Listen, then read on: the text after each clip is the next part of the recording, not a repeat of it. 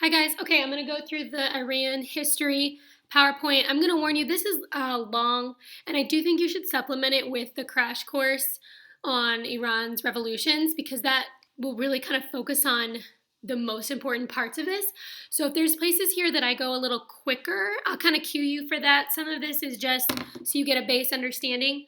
As always, I really want you to read the Ethel Wood book going over this because I just really feel that sitting down and reading the chapter through will give you the best overall understanding of Iran as a country and all of the countries. Go through and just read it in a sitting, even if you're just kind of skimming through it and not really, writing super detailed notes. I think that's going to be your best approach because, especially as this gets later in the PowerPoint and we get really in depth with some of the presidents, it just gets a little hairy. So that would be my recommendation here. But let's go through.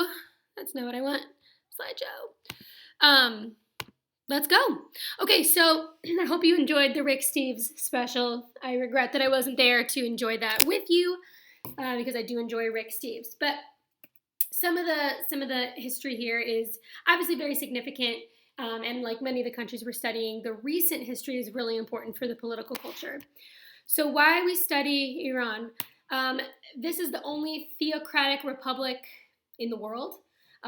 You have people voting for people in power, and yet everybody who's in a position of power is approved by religious leaders.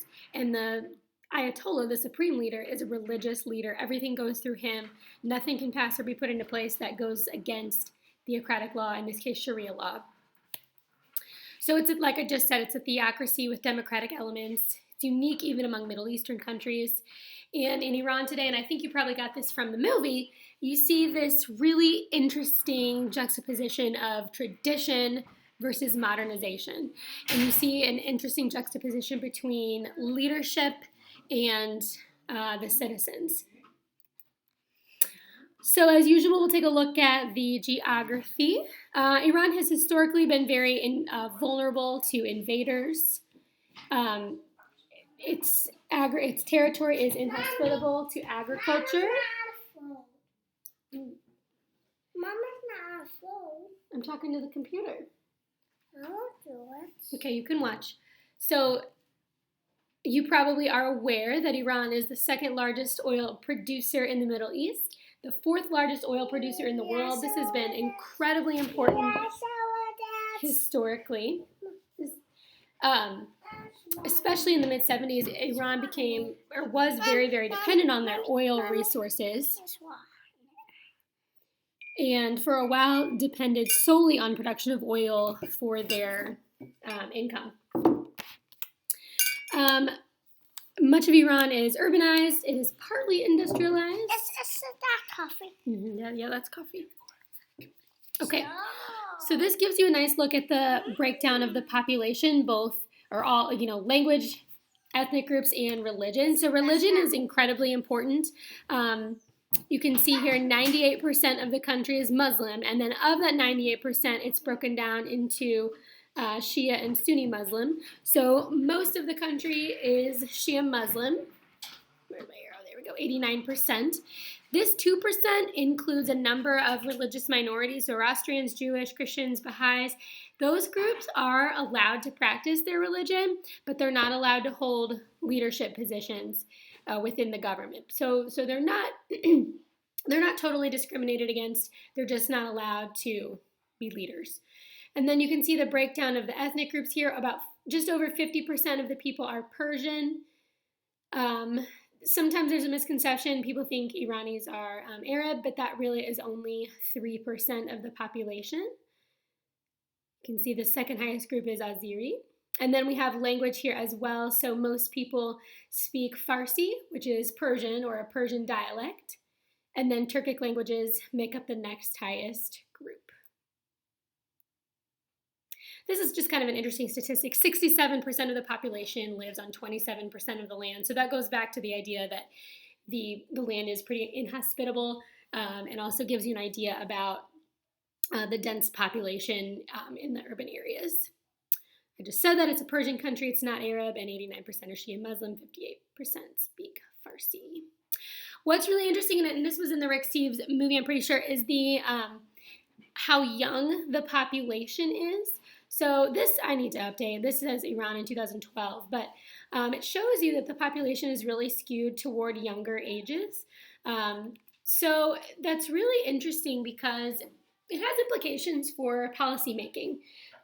Younger people who don't have a memory of the revolutions maybe would be more inclined to challenge the theocratic government than their counterparts who were their older counterparts who were alive during the revolution. So that's just something to kind of be aware of. And Iran has kind of taken different approaches to population growth and control. For some parts of their history, they were discouraging population growth. And then in more recent years, they've been encouraging population growth and encouraging people to have large families. So I think you'll continue to see this trend continue where much of the population is very young. So 24% of all Iranians are under 15 and 27 is the median age. And pretty recently it was 23. So pretty interesting that that's the way it's skewed. And just this is fodder for questions, if you're comparing Iran to a Great Britain, to the United Kingdom, where we see a much older population, the differences there, and we talked about in the UK how that puts strains on the healthcare system.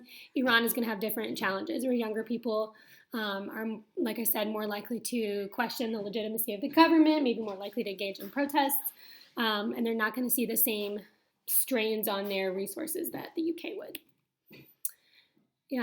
So just by comparison to the UK, and again, this is from 2008, but it kind of shows you that we have this large percentages of people in the teens through, mid 30s here, whereas in the UK, people at this point in time are more up in the higher numbers, are in the middle, their middle ages, and then even 80 plus. Okay. You're going to do a little reading on this on Sunni versus Shia. So I won't spend a lot of time on this, and I think you've probably studied this, or if you've taken world religions or something, you've taken a look at this, or even in world history. But just a brief overview here. The majority of the population in most Muslim countries is Sunni, so it's interesting that in Iran, it's the opposite. Most people are Shia Muslim. So they're the majority in Iran, Iraq, Bahrain, possibly Lebanon. So the differences here came down to a split in how the leadership would work. You've probably learned this, like I said. Shia Muslims believed that all people who are leaders must have a direct bloodline to Muhammad, whereas the Sunnis believed that new leadership could be selected based on characteristics: piety, wisdom, morality, leadership ability, and the other difference here is about who can rule. So the Shia Muslims believe that only people who achieve this senior clerical position in Ayatollah can really interpret Sharia law, whereas Sunni Muslims believe any religious educated person can rule. And so what you'll see in Iran is that the Ayatollah is the highest position. He's the supreme leader in the country. Okay, so Iran, like I said, has a really interesting history. It's mixed between democracy and theocracy. So from 1905 to 1909, they experienced a constitutional revolution where they established a constitution that called for direct elections, separation of powers, an elected legislature. Some of this still exists, right? There still is an elected legislature. Called for popular voting rights. There are still voting rights. Called for a Bill of Rights. They did, even with this revolution, retain Shiism as the official religion. And this is also where the Guardian Council of Clerics was created.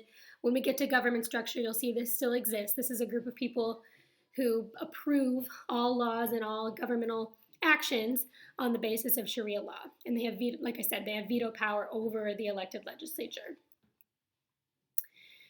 So in 1921, this original sort of democratic government that was put in place was overthrown by a man named Reza Shah. So Reza Shah carried out a coup, and he declared himself Shah and Shah, the King of Kings, and he ruled as an authoritarian leader. So this is a pattern we've seen in a number of countries. When we see revolution, when we see some sort of overthrow and an attempt to establish democracy, that's usually not a peaceful process. It usually is followed up with competition among various groups or leaders for power, and it also is often followed by periods of authoritarianism, which is true in Iran.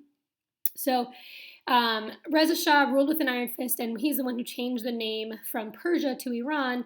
He also allied the country with the Nazis or during his time in power in the late 30s. In 1941, his son, Mohammad Reza Shah, who's pictured here, and this is the Shah which you're probably familiar with when we learn about the Iranian hostage crisis. The United States received a lot of criticism for taking the Shah to the United States for cancer treatment. This is the Shah that they're referring to. So Mohammad Reza Shah took power.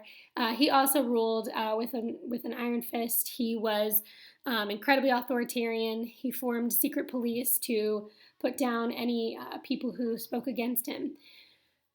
He was supported by the United States because at the same time that he was authoritarian, he also was open to economic investment. He was open to Western ideals. He was open to working with the United States. So that is also something that was not popular among the Iranian people. While he was in power, because he ruled authoritatively, he had an opposition rise up against him called the National Front, led by a man named Mohammad Mossadegh. And he drew a lot of his support from the middle class.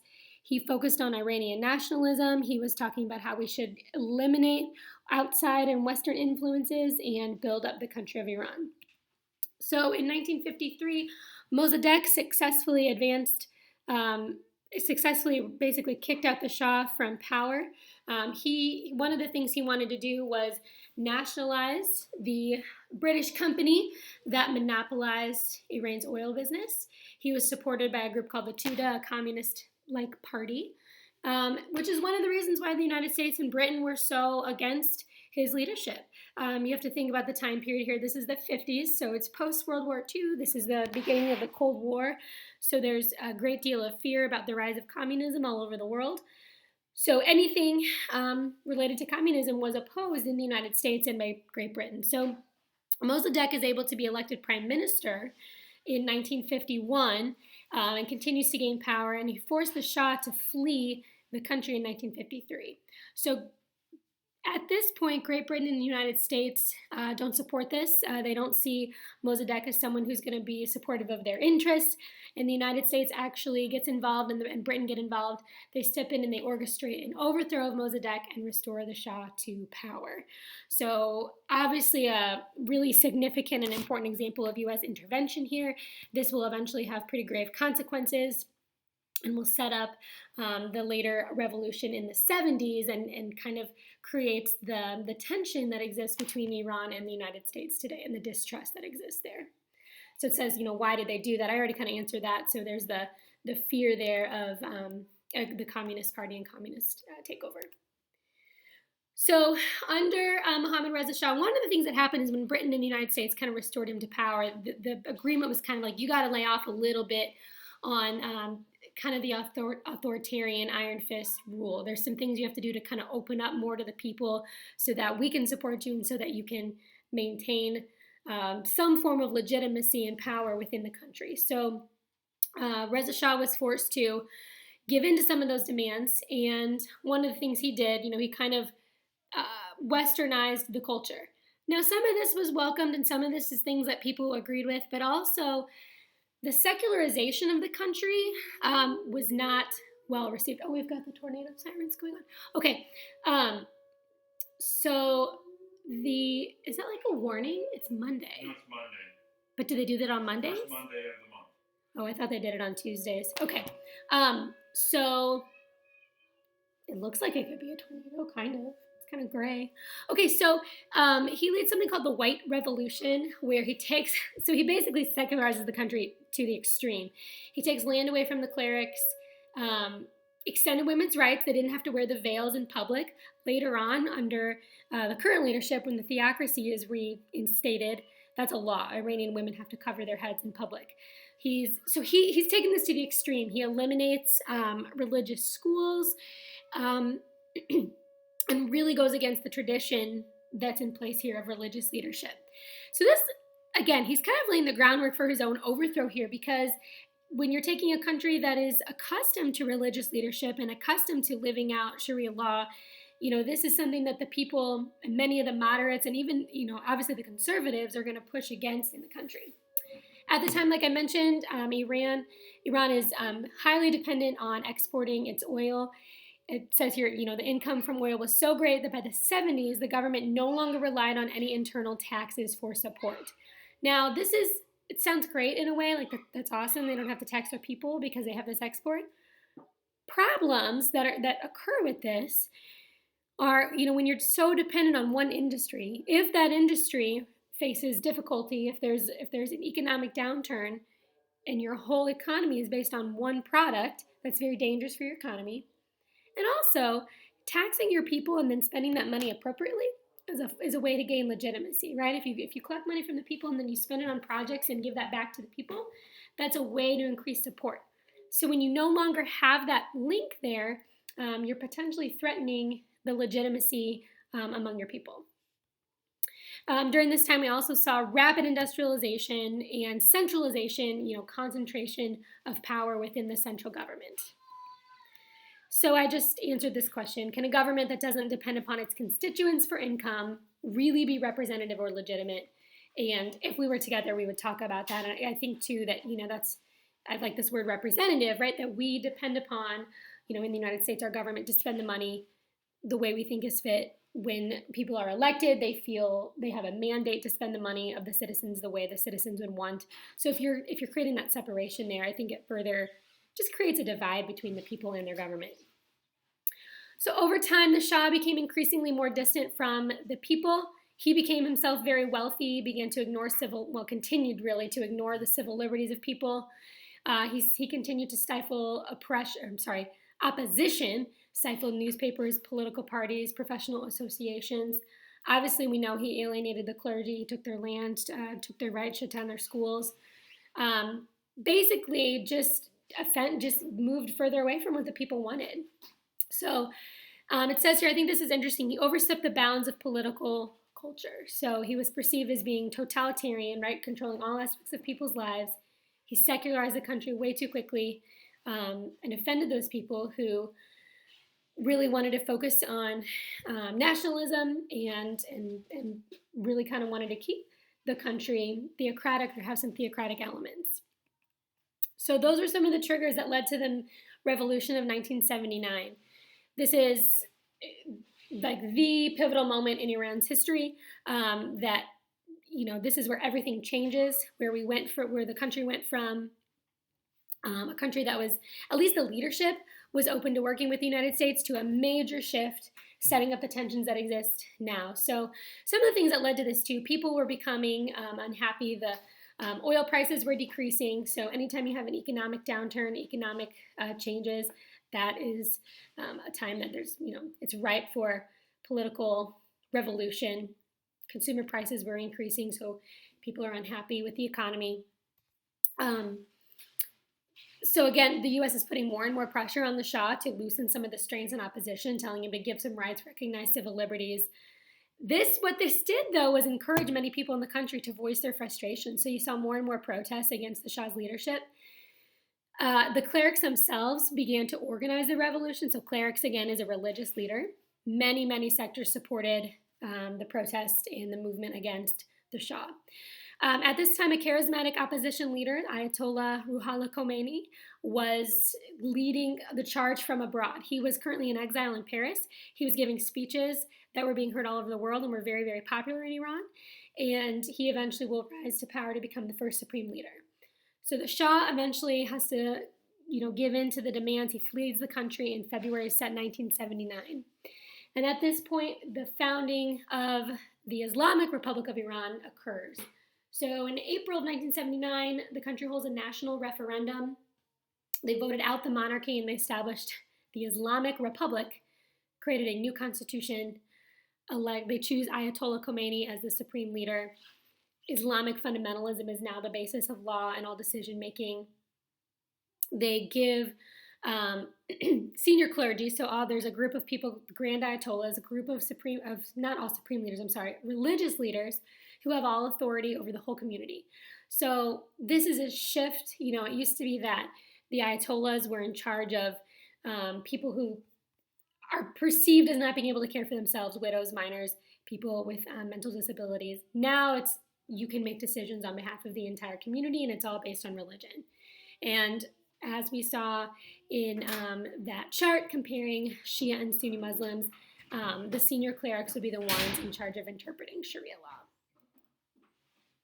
This next part is sort of a run through of major events in Iran's history from the revolution on. Yeah, you can sit. Stop. Hey, be nice. Be nice. Okay, so this is not a moment where I'm going to go super in depth with all of these things. Really, up until 79, this is more important, but I want you to hit the highlights of what it's looked like since then, and I will talk about a couple of the key leaders that have existed since then. So you're probably familiar with the Iranian hostage crisis. A number of American embassy hostages were held for 444 days from 79 to 81. One of the things that, there are several purposes for this. One of the things is that, as I mentioned earlier, the United States accepted the Shah brought him to the United States for cancer treatment under Jimmy Carter, and that was highly unpopular in Iran. And the other thing, too, at the time, the prime minister in Iran, Bazargan, was somebody who was sympathetic to Western communities. He was believed to be sort of, not working against, but just he was believed to be more moderate and maybe undercutting what the Ayatollah was trying to do. He was kind of believed to not fully support all aspects of the theocracy. So this was a way, when he was someone who the United States, believed would have aligned with more clearly. So it was sort of believed like maybe we'll do this as a challenge. Bazargan called for the release of the hostages also, right when they were captured, and obviously we know that was refused, and he resigned after that. Like China, Iran also had a cultural revolution. So the Shia leaders wanted to sort of rid the country of anybody who was left over from the Shah's regime. So they kicked people who were perceived as liberals out of the universities. They suppressed opposition, eliminating those who would have promoted any of the Shah's ideas, Western ideas, modernization, in an attempt to kind of really instate the theocracy as supreme law of the land. This is one tiny slide on the Iran-Iraq war. So I do recommend, this is a notable thing, a very notable event in Iran's history, and it's 8 years long, 1980 to 88.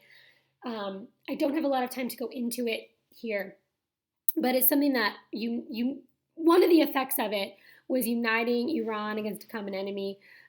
It also brought about legitimacy to the government. So under the Shah, the military had been growing and had been strengthened. And so this also is a way for the government to strengthen the military. And after this event, the Ayatollah's leadership is really not questioned because he successfully leads the country through this. It does end with a ceasefire brokered by the UN, but it was a show of strength and a response to Iraqi aggression. So, as a theme you can see throughout history, when the country comes together to unite against a common enemy, that's typically good for the leadership in power. Okay, I think I'm going to pause here for a moment and kind of do this in another part 2 video. And I'll start with post-Khomeini here in a little bit. Where is the